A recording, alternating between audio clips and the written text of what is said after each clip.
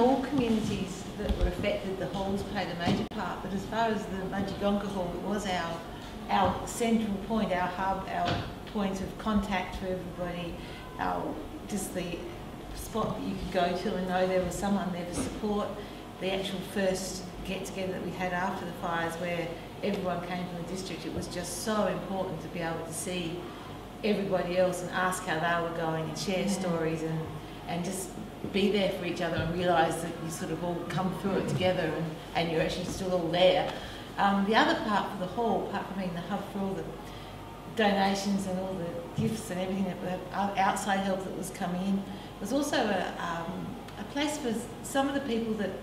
whose properties were not directly physically impacted by the fires. They tended to be the ones that went down to the hall and did the actual operational side of things and were there offering support, which also had the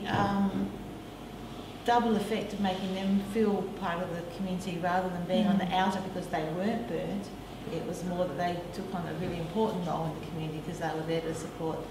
everyone that was burnt. So that whole part and the actual you just knew that if you needed something or you needed to see someone or anything, you just go to the hall and there was someone there to actually help you. But following on from the community sort of support part, one of those first meetings that we had that the Shire ran was one of the issues that came up was the communications during the fire, the problems with communications, whether it was not up-to-date radio broadcast or whether it was no mobile phone coverage or no landlines, whatever.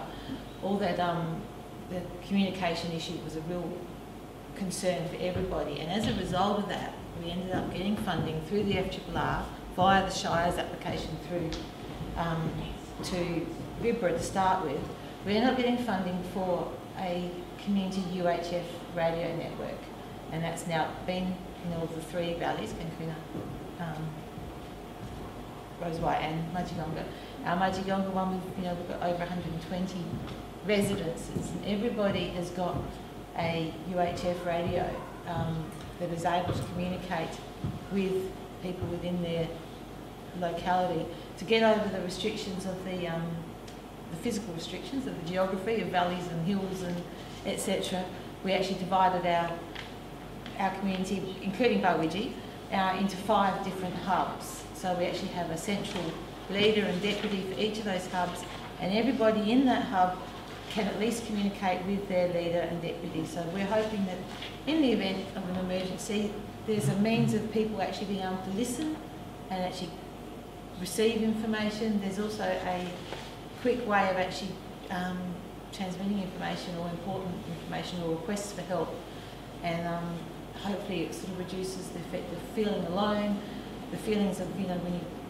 in our situation, we didn't know if people were in the houses at the end of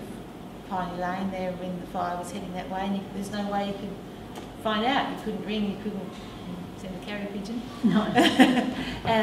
So the radio network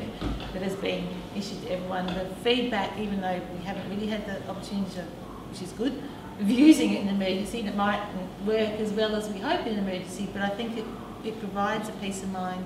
and a certain amount of comfort to a lot of people, especially to a lot of the older people and the ones that aren't so actively involved in some of the other activities. So it's been a fairly important part of our recovery process, I think, just the fact of having this system that's in place, that's there if we need it. Yeah, it's just great. Thank you very much.